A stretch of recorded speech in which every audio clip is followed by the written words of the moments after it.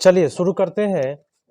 आज का जो पेपर है वह 13 जनवरी 2023 का पेपर है और रोज प्रीवियस चल रहा है। तो चलिए शुरू करते हैं। बाल विकास और साथ में इसमें कर लेंगे मैथ पेडागोजी। क्या प्रश्न कहता है कि निम्नलिखित में कौन सा क्षेत्र बाल विकास का है? आप सभी को पता है कि कौन सा क्षेत्र बाल विकास का है। कभी भी बाल विषय अगर देखिए फर्स्ट बोला एक अवैज्ञानिक वर्ड गलत होता है, निर्धारित वर्ड गलत होता है, स्थिर वर्ड जो होता है गलत होता है, अस्पष्ट गलत होता है, तो हम क्यों नहीं मारेंगे सी। अंतर विषयात्मक और गतिशील। क्या चलिए नेक्स्ट पर आते हैं। आप लोग पूरा एक्टिव रहिएगा, फटाफट हो जाएगा कम समय में। बाल विकास की अवधि का सही क्रम बताना है कि पहले कौन बाद में कौन। हाँ, पहले गर्भावस्था, शिशु अवस्था, पूर्व बाल अवस्था, मध्य बाल अवस्था, किशोर अवस्था। गर्भावस्था 0 से 2 वर्ष, गर्भावस्था सॉरी अंदर ही रहता है, बोले तो 0 वर्ष मानिए। और शिशु अवस्था 0 से 2 वर्ष, पूर्व बाल अवस्था 2 से 7 वर्ष, मध्य बाल अवस्था 7 से 11 वर्ष, किशोर अवस्था 11 से लेकर के 15 या 18 वर्ष तक कर सकते हैं। ठीक है। चल, विकास की प्रकृति एवं पालन पोषण डैश का परिणाम है, बताए। हाँ, विकास अंतः क्रिया से ही होती है। सबसे बेटर आपका उत्तर हो गया सी। चलिए बेटर है। नेक्स्ट पर आते हैं। नेक्स्ट कहता है जीन पियाजे के संज्ञानात्मक विकास सिद्धांत के अनुसार अधिकांश बच्चे संतुलन, क्रमबद्ध और वर्गीकरण किस चरण में समझ जाते हैं? हम आपको ट्रिक बताए थे कि संतुलन की बात करें, क्रमबद्धता की बात करें, वर्गीकरण की बात करें, ये 3 वर्ड कभी भी मूर्त में ही जाएगा, क्योंकि वर्गीकरण उसके सामने में रखिएगा तभी कर पाएगा, है ना। तो यहाँ आपका उत्तर हो गया सी। क्या कोई दिक्कत नहीं है? आगे आते हैं। आगे बोला जा रहा है कि रीमा ने अभी हाल ही में तार्किक रूप से और बेहतर संयोजित रूप से अपनी प्रतिक्रिया तार्किक प्रतिक्रिया तार्किक और स्पष्ट करते हुए प्रश्नों के उत्तर देना आरंभ किए। ठीक है। जीन पियाजे के संज्ञानात्मक विकास के अनुसार वह किस चरण में है, बताए। देखिए तार्किक वर्ड मैंने एक बार लिखवाया था कि एक कभी भी तार्किक वर्ड की बात कर दे रहा है तो समझिए कि आपका जाएगा मूर्त पर जाएगा। ठीक है, तर्क लगाने का काम मूर्त में।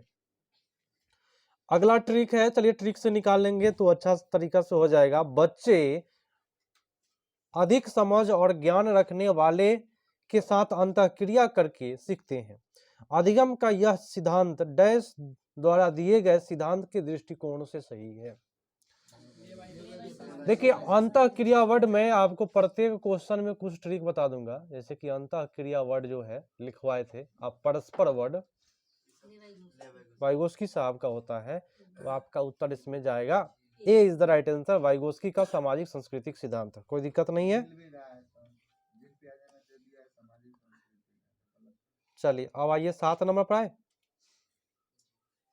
कहता है कि लेव वाइगोस्की के संज्ञानात्मक विकास के दृष्टिकोण के अनुसार एक अध्यापक को क्या करना चाहिए? एक अध्यापक को विद्यार्थियों को अंतःक्रिया करने के कम से कम अवसर, तो यहाँ कम से कम अवसर ये गलत हो गया। सी पर जाए। बी में तो भाई बाधित है। विद्यार्थियों को उसके अभिष्टतम गुणों को प्राप्त करने में सहयोग देना चाहिए। अच्छा है ना, सहयोग करना है। आपका उत्तर चला गया सी पर। और डी में आपको दंड भी रखा हुआ है तो गलत हो गया। आगे ट्रिक लगा करके अच्छा से। जीन पियाजे और लॉरेंस कोलबर्ग द्वारा प्रतिपादित सिद्धांतों के बारे में कौन सा कथन सही है? देखिए जीन पियाजे साहब भी जो सिद्धांत दिए थे उसमें भी एज के बारे में था। ठीक है, और कोलबर्ग भी बताए हैं, वो भी एज के बारे में है। तो दोनों सिद्धांत अवस्था के प्रतिपादक, अवस्था बोले तो एज, कि किस एज में क्या होता है। क्लियर? चलिए नेक्स्ट पर आते हैं कि एक ऐसी कक्षा जहां विद्यार्थियों को जोड़ीदार, प्रदत्त कार्य, समूह कार्य और चर्चाओं में भाग लेने के लिए प्रोत्साहित किया जाता है, तो उन कक्षाओं को क्या विशिष्टता है? समझ सकते हैं, जोड़ीदार जब होगा तो सहयोग होगा ही, क्या जोड़ीदार लोग सहयोग करेंगे? 9 का उत्तर बी पर, बहुत बेटर। थोड़ा सा दिमाग लगाना है, ज्यादा लगाइएगा तो पार हो जाता है। ठीक है, अगला प्रश्न है, देखिएगा कि दूसरे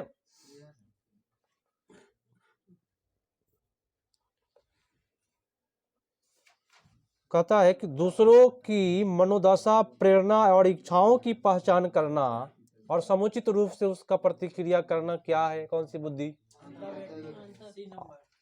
अंतर्वैयक्तिक बुद्धि है ना, एक अनुस्वार वाला, तो इसमें अनुस्वार के बदले में आधा न का प्रयोग किया है। ठीक है, या किसी दूसरे के मन की बात जान जाता है, जैसे कि धीरेन्द्र शास्त्री, एक और भी जो है, जो माइंड रीडिंग करने वाले लोग हैं उनका। कुछ हद तक मैं किसी का पर्सनल नाम ले लूं तो विवाद खड़ा हो जाएगा। 11 पर आए, चलिए 11 नंबर कहता है कि भाषा और विचार के बारे में क्या सही है? भाषा और विचार के बारे में क्या सही है? फर्स्ट बात बोला, आप ही लोग बता दीजिए। ये तो बोला एक दूसरे से स्वतंत्र रह करके, स्वतंत्र नहीं है, जुड़ा हुआ है भाई। यह एक दूसरे को प्रभावित करने के लिए असंख्य तरीकों से अंतः क्रिया करते हैं, माने जुड़ा हुआ है तब अंतः क्रिया करेगा भाई। सबसे मजेदार आपका भी, चलिए बेटर। नेक्स्ट पाते हैं, प्रश्न कहता है कि प्रवीण के माता पिता जानबूझकर घरेलू कार्यों के अप्रातिनिधिक स्वरूपों में संलग्न रहते हैं, जैसे कि पिता भोजन पकाने का कार्य करते हैं, माता जो है घर के खराब हो गए इलेक्ट्रिक उपकरणों को मरम्मत करती है। तो इस प्रकार का परिवेश प्रवीण की क्या प्रवृत्ति होगी? देखिए बहुत मजेदार प्रश्न किया, क्योंकि उसकी माँ भाई सामान बना रही है, इलेक्ट्रिक सामान, और उसके पिताजी खाना बना रहे हैं, ये उल्टा हो रहा है ना।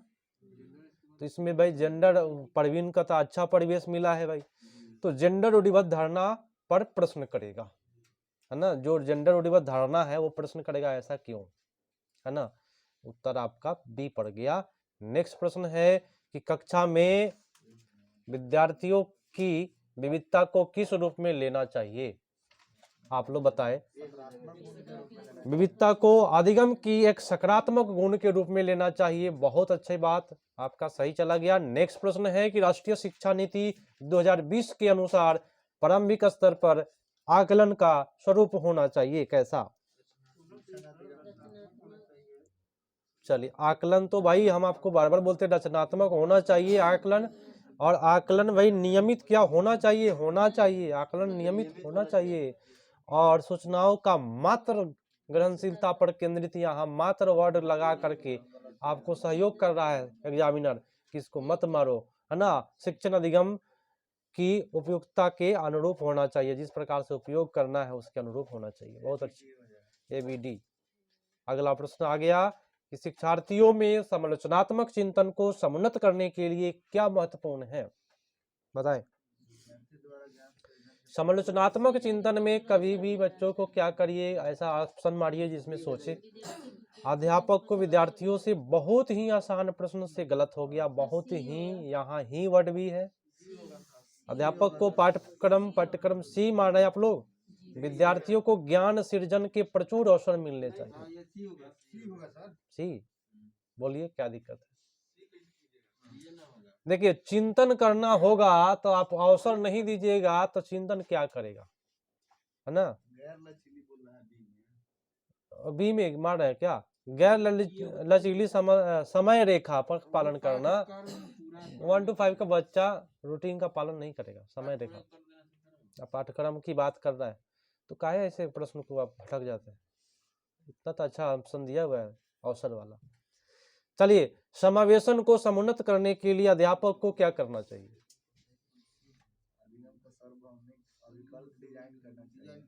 प्रतियोगिता तो भाई गलत होता है, अध्यापक केंद्रित भी आपका सही नहीं है, और अनदेखी करना भी आपका नेगेटिव है कि नहीं है? सब में भरा पड़ा हुआ है नेगेटिव पॉजिटिव। और अधिगम के सार्वभौमिक विकल्प को क्रियान्वित करना चाहिए, बेटर है डिजाइनिंग। चलिए, बहुत अच्छा, हमको तो ठीक लगता है, जब पढ़ते हैं तो हमको समझ में आता है, आप लोगों को अब आ जाए तो अच्छा है। देखिए, कथन कारण पर आते हैं। सबसे मजेदार चीज है, वंचित समूह के विद्यार्थियों के समावेशन को सफल बनाने के लिए यह महत्वपूर्ण है कि उसकी संस्कृति के पहलुओं को विभिन्न गतिविधियों के माध्यम से शामिल किया जाए। अच्छी बात है, आपको पता चल जाता है कि भाई गलत बोल रहा है कि सही बोल रहा है। क्या तर्क कहता है कि अपनेपन का बोध सीखने के लिए अभिप्रेरित करता है, तो अपनेपन का बोध करने के लिए अभिप्रेरित करेगा। हाँ, क्योंकि समावेशन सब वंचित समूह से। अच्छा, हाँ ठीक है, तो दोनों इसमें सही जा रहा है, तो व्याख्या आपका हो जाएगा। अब आइए 18 पर, थोड़ा सा इसको ध्यान से करिएगा। प्रकाश सहायक सामग्री अनुकूलन, जैसे कि फॉन्ट का बड़ा आकार, शब्दों का बड़ा आकार बोलते हैं उसको, आवर्धक सामग्री आदि कौन से विद्यार्थियों के समावेशन के लिए विशेष रूप से महत्वपूर्ण है? आवर्धक सामग्री किसको चाहिए भाई? माने जो बड़ा कर दे, ऐसा सामग्री जो अक्षर को, लेटर को बड़ा कर दे, उसको कहते हैं आवर्धक सामग्री। किसको चाहिए? दृष्टि की आंशिक क्षति, माने थोड़ा सा अगर उसको कम दिखाई दे रहा है तो उसको थोड़ा बड़ा करने वाला एक सामग्री दे देंगे तो उसको दिखाई देने लगेगा। आंशिक वाला मारेंगे, है ना। कुल क्षति लिखा हुआ है यहाँ पे डी में, कुल क्षति मार दीजिएगा तो उसको तो कुछ दे दीजिएगा तो दिखाई नहीं देगा भाई। क्या कोई भी सामग्री दीजिएगा दिखाई नहीं देगा। नेक्स्ट है कि स्वलीनता विकार से जूझ रहे विद्यार्थियों को प्रायः कौन सी दृढ़ समर्थता है? जो बच्चा स्वलीन है उससे आप बात नहीं कर पाइएगा। सबसे पहला ट्रिक, स्वलीनता का पहला ट्रिक है संप्रेषण में बाधा। ठीक है, तो इसमें आप लोग उत्तर करिए कौन सा होगा? विवरणों के प्रति सजगता और ध्यान देना, ये बेटर होता है, ये इसमें बेटर है। इसमें सी कह रहा है कि प्रखर संप्रेषण कौशल, प्रखर नहीं होता है, बाधित संप्रेषण कौशल रहता तो होता, है ना। डी है कि एक कार्य को दूसरे कार्य को आसानी से जानना। नहीं, देखिए हम बता देते हैं, थोड़ा सा समझ लीजिए इसको डिटेल से। स्वलीन माने वो अपने में लीन है, तो जो चीज में लीन रहता है ना उस चीज में वो बेटर होता है। जैसे पबजी खेल रहा है, आप चाल कर रहे हैं लेकिन नहीं बोल रहे हैं, लेकिन वो खेल रहा होगा ना तो समझ सकते हैं कि कितना अच्छा से खेल रहा होगा कि आपकी बातों को नहीं सुन रहा है। क्या एक लड़का को हम देखे रील में, साइकिल चला रहा था, हैंडल छोड़ दिया था, पबजी खेले जा रहा था, है ना, हैंडल छोड़ लिया, चला रहा है एकदम, अब पबजी खेल रहा है। समझ सकते हो कितना लीन रहा होगा। तो देखिए, विवरणों के प्रति सजगता और ध्यान देना, जो सोलीन होगा वो अच्छा से ध्यान दे करके खेलता है कोई भी चीज, यही बात बोला जा रहा है, आपका उत्तर है। लेकिन अगर कहता कि स्वलीनता में किस प्रकार का विकार होता है, तो संप्रेषण में बाधक यहाँ ना, तो प्रखर तो बेटर होता है ना, बाधित होता तो बेटर होता। नेक्स्ट, कक्षा में जब भी सवाल प्रस्तुत किया जाता है, राखी उस सवाल के लिए अनेक नवाचारी समाधान प्रस्तुत करती है। राखी, यह राखी के विकास के पक्ष की ओर संकेत करता है। किस प्रकार का संकेत करेगा भाई? नवाचारी एक राखी है, नया नया चीज बता रही है ना, एक सवाल के लिए, तो क्या होगा उत्तर बताए? विशेष प्रतिभा वाली विद्यार्थी है, तभी जाकर के वह अनेक प्रकार का क्या बता रही है? नवाचारी साधन बता रही है, ताकि भाई सही हो पाए। उत्तर आपका ए पर चला जाएगा, कोई दिक्कत किसी को नहीं ना। चलिए नेक्स्ट पर आते हैं। देखिए, कथन कारण आ जाए तो समझिए कि 1 नंबर मिलने वाला है, अगर सही से पढ़ लिए तो।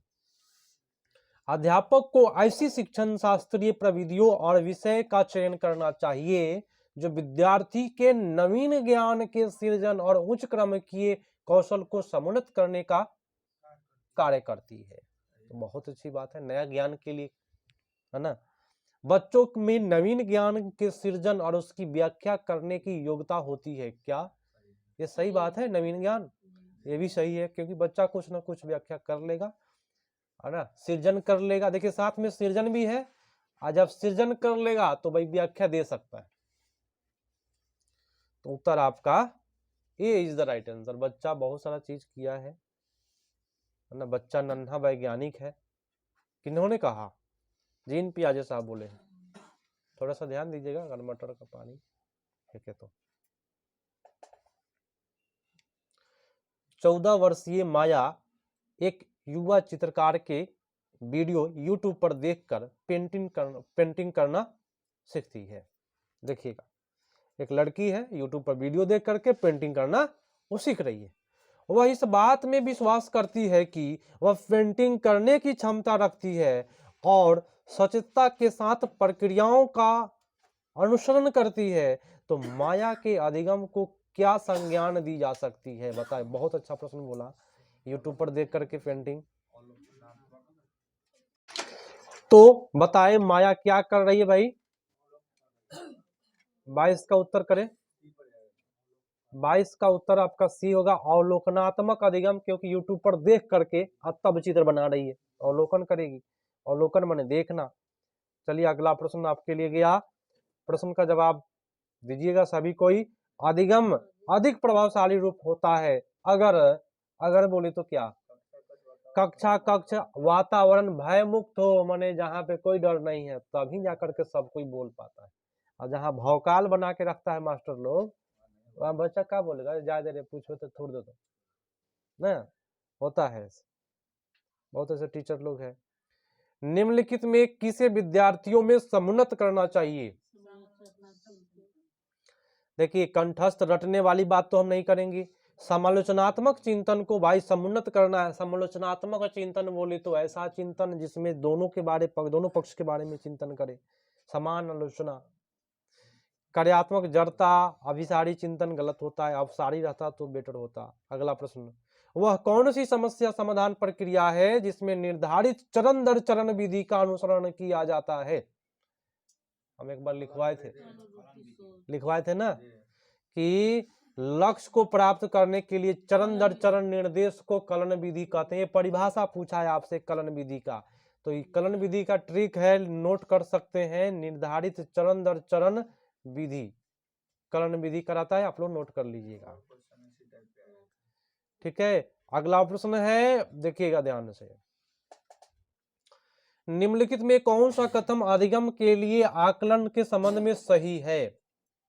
आपको चुनना है कौन सही कौन गलत। हम पढ़ते हैं, आप लोग चुनिएगा। भय पैदा करने के लिए कॉपी में सभी त्रुटियों पर लाल स्याही से घेरा लगा देना सही है? ये गलत बात है। विद्यार्थियों के अधिगम के बारे में जानने के त्रुटियों को एक अवसर के रूप में लेना चाहिए। बहुत अच्छी बात बोला, जब गलती किया तो अवसर है सीखने का। सहपाठी आकलन का प्रयोग एक दूसरे को प्रतिपुष्टि देने के लिए किया जाना चाहिए, ये भी बेटर है। विद्यार्थियों द्वारा की गई त्रुटियां के प्रतिरूपों के प्रति अध्यापक का सजग होना चाहिए। बात सही है, अध्यापक भी सजग रहेगा तभी जाकर कल्याण होगा। 2 3 4 करिए, कोई दिक्कत कोई परेशानी नहीं। अब आज ये कथन कारण फिर से 1 नंबर के लिए आ गया आपके लिए। कहता है विद्यालयों को सीखने की प्रक्रिया में भावात्मक पहलू को ध्यान में रखना और पोषित करना चाहिए। अच्छी बात है ना। तर्क कहता है भावनाएं संज्ञान से पृथक नहीं है। बात सही है, मतलब जुड़ा हुआ है भावनाएं, ये भी बात सही हो गया। मतलब कि आपका उत्तर ए पर जा रहा है। और अधिकांश कथन करना जब आपको समझ में नहीं आए लास्ट में, तो ए करके आ जाइएगा, जो व्याख्या करने वाला है वो करके आ जाइएगा, ठीक है। चलिए अगला प्रश्न, लेकिन समझ में आए तो समझ करके करिएगा। नहीं निगेटिव कैसे होगा? भावना है आपका, भावना यहाँ सही है तभी पढ़ रहे हैं, है ना। भावनात्मक रूप से हम आपको टॉर्चर कर दे तो आप यहाँ पढ़ नहीं पाइएगा। क्या निम्नलिखित में कौन सा कारक अधिगम हेतु आंतरिक अभिप्रेरणा को संचालित करता है और अग्रता प्रदान करता है। अंदर से आपको प्रेरित करता है कौन? हाँ, रुचि है तभी ये 5:30 पर आना, ये अंदर से रुचि है तभी आ रहा है ना। आपको आगे बढ़ना है, जिज्ञासा है, तभी आप 5:30 पर मॉर्निंग में आप लोग पहुंच रहे हैं। नेक्स्ट है कि निम्नलिखित में कौन सी अधिगम को प्रभावित करने वाली परिवेशीय कारक है और व्यक्तिगत कारक नहीं है? बताए कौन सा होगा? समझ स्तर, भावात्मक लब्धि, शिक्षण, अधिगम सामग्री। नेगेटिव बोला जा रहा है यहाँ पे कि अधिगम को प्रभावित करने वाले परिवेशीय कारक है। परिवेश में आता है समझ स्तर, भावात्मक और सीखने के लिए आंतरिक अभिप्रेरणा, ये सब आता है। लेकिन शिक्षण, अधिगम सामग्री जो है वह परिवेश के अंतर्गत नहीं आता है, सामग्री है। चलिए अंतिम प्रश्न है और इसके बाद तुरंत हम लोग गणित की ओर प्रस्थान करेंगे। प्रश्न कहता है कि निम्नलिखित में कौन सा अधिगम के लिए बाधक बन सकता है? बता दीजिए बाधक कौन बन जाएगा इसमें?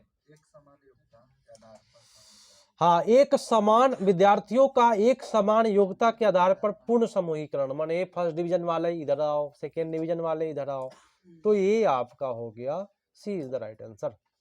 अब आजिए मैथ पेडागोजी 46 नंबर से होता है, आप सभी को पता है। पेडागोजी करेंगे, केवल बनाने वाले आप लोग बना लीजिएगा, ऐसे बोर्ड पर हम बता देंगे, ऑफलाइन वाले को नहीं, ऑनलाइन वाले को नहीं मिल पाता है। चलिए मैथ पेडागोजी करना है। ये पेडागोजी ऐसा है किसमें भी घुसा सकता है, कोई भी पेडागोजी में डाल देता है। गणितीय चिंतन आधारित है, तो गणित का चिंतन जो है वह तर्क पर चलता है और विवेचन पर चलता है, अवलोकन पर नहीं, देखने वाले पर नहीं चलता है। ठीक है, तर्क और विवेचन करिए, माने डिस्कस करिए, मथिए, ना कहते हैं मैथ है तो मथिए, उसको विवेचन करिए। उत्तर आपका डी पड़ गया। अगला बोला जा रहा है कि 4 के गुणन पहाड़े का शिक्षण करते हुए एक शिक्षक ने 2 के पहाड़े का निम्न प्रकार से उपयोग किया। अब देखिए कैसे किया है टीचर। 4 बार 2 बार और 2 गुना है, अपने मन से कुछ बता रहा है जो 2 से प्रयोग कर रहा है 4 का पहाड़ा सिखाने के लिए। 4 बार 3 2, 3 का 2 गुना, इसी प्रकार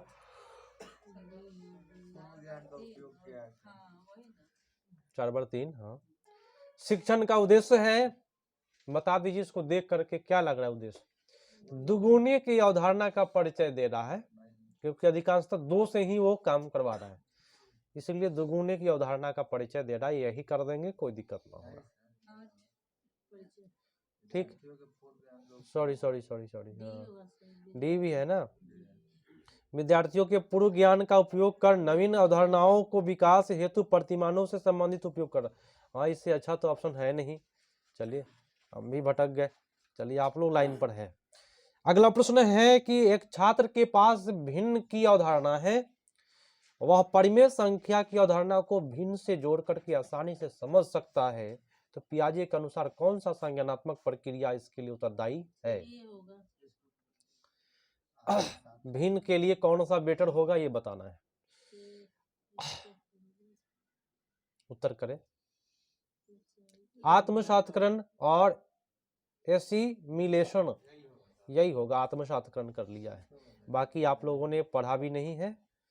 बाकी इसके बारे में क्या बोला? एक छात्र ने के पास भिन्न की अवधारणा है, सुन लीजिए, वह परिमेय संख्या की अवधारणा को भिन्न से जोड़कर आसानी से समझ लेती है। परिमेय संख्या से सीख ले रहा है, मैंने कोई बदलाव नहीं कर रहा है, उसके पास परिमेय संख्या पहले से था, कोई बदलाव नहीं, उसी से जोड़ करके वो सीख लिया, आत्मसात कर लिया।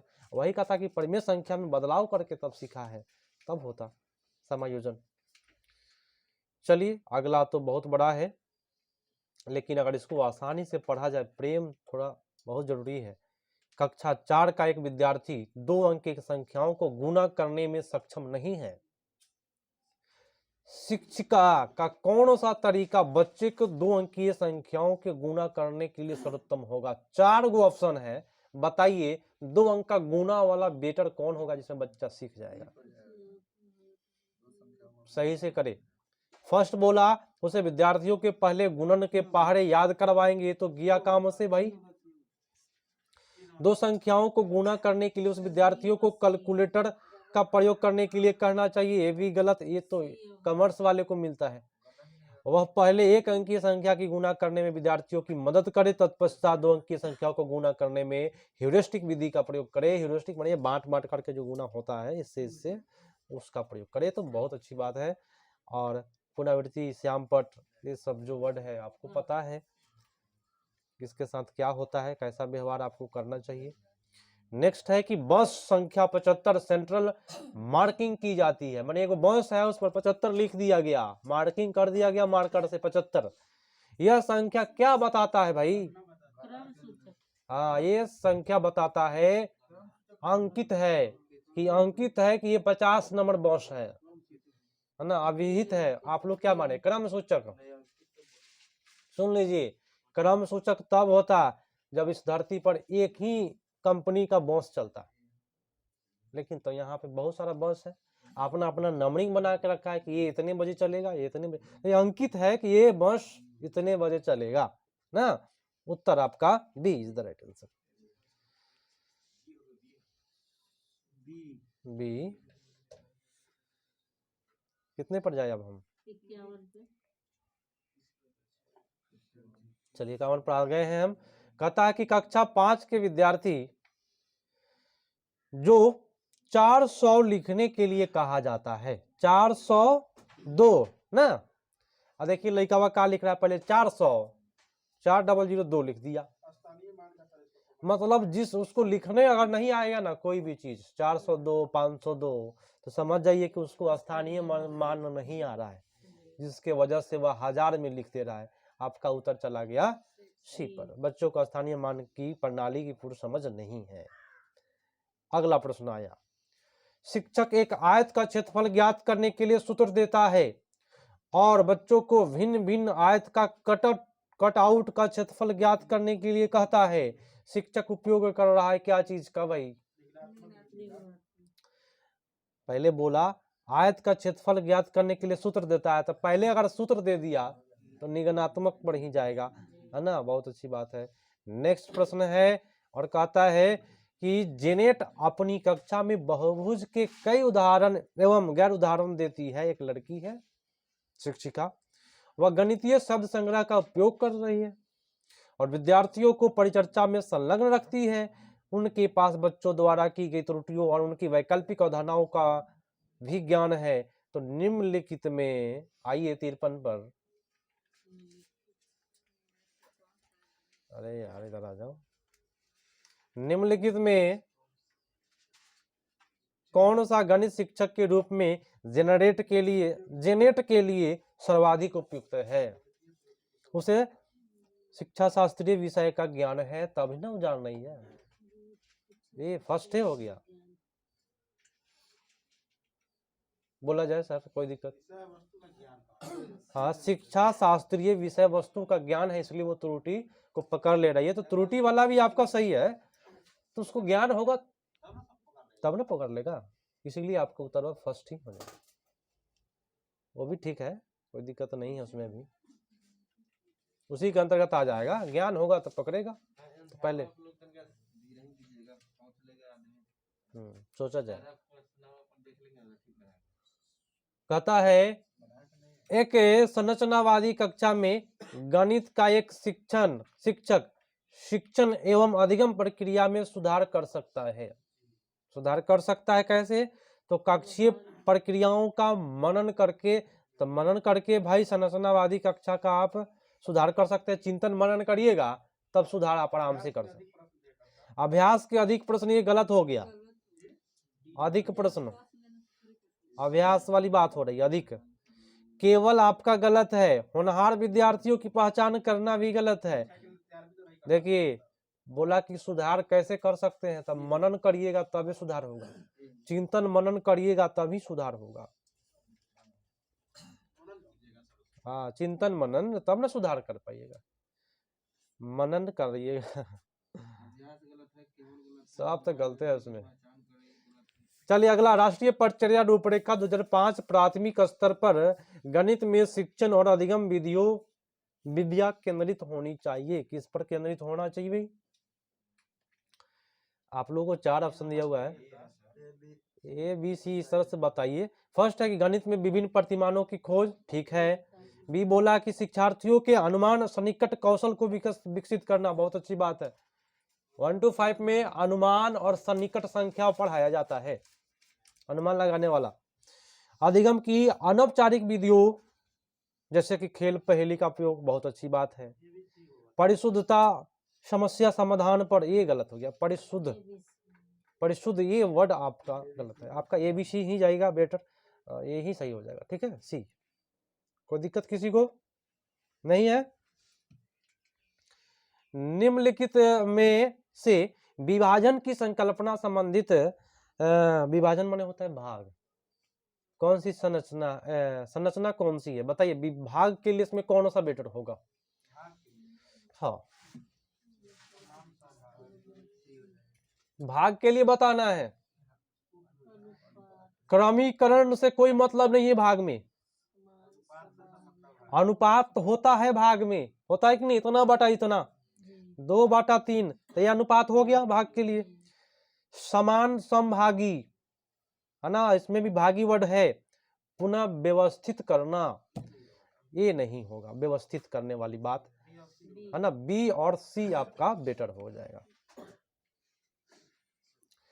संख्या कौशल के विकास का अर्थ नहीं होता है, क्या नहीं होता है भाई, आप लोग बताइएगा जरा। संख्याओं और संख्याओं के बारे में ज्ञान, नेगेटिव बताना है हमको, रट करके दिया है। हाँ, तो सबको इसमें महारत हासिल है, नेगेटिव पॉजिटिव में। अगला, प्राथमिक स्तर के गणित में पाठ्यपुस्तकों के विधियां कविता, कहानी और प्रतिमान संलग्न करती है। तो राष्ट्रीय परिचर्या रूपरेखा 2005 के अनुसार इसके लिए निम्नलिखित में सर्वाधिक उपयुक्त कारण कौन सा है, आप लोग बता दीजिए, रुके हुए हम। फर्स्ट तो कम उबाऊ बनाना, ये गलत बात है। बी में बोला बच्चों को शब्दावली का विकास करना, ये भाई क्या जरूरी है। फुर्सत का समय निकालना, ये कुछ फुर्सत का समय शिक्षक निकाल लेगा। तो गणित को संदर्भित बनाना और बच्चे के जीवन के अनुभव से जोड़ना, इससे अच्छा ऑप्शन आता ही नहीं है सीटेट में। 59 नंबर है, आप लोग आज आनंद से पढ़ रहे हैं, अच्छा लग रहा है। कहता है कक्षा 5 का एक विद्यार्थी 2 अंकीय संख्याओं का गुणन इस प्रकार करती है। देखिए, पहले देखिए ध्यान से कैसे कर रही है। 17 गुणे 26 को क्या छेड़छाड़ की है, 26 को तुड़ी है 20 + 6 में। अब 20 + 6 में जब तुड़ी है तो 20 गुने 17 पहले कर ली है, तो 17 दूना 34, आई वो जीरो लगा दी तो 340, आई 17 छक 102, आ दोनों को जोड़ ली, फटाफट कर ली। मतलब लड़का जो है बहुत तेज है, अच्छा है। आप उत्तर बताइए, विद्यार्थियों का मूल्यांकन कैसे करना चाहिए, कौन सा भी कैसे करिएगा आप। अध्यापक को 0 अंक देना चाहिए, तो गलत हो गया। विद्यार्थियों ने एक अलग विधि का उपयोग किया है और इसके लिए प्रशंसा करिए, बहुत अच्छी बात है, ये अलग विधि है। बोला जाए हो सर, क्या कलन विधि पढ़ गए आप। कलन विधि तो चरण चरण निर्देश को कलन विधि कहते हैं। और आज का अंतिम प्रश्न है, कहता है प्रश्न क्या कि गणित पर राष्ट्रीय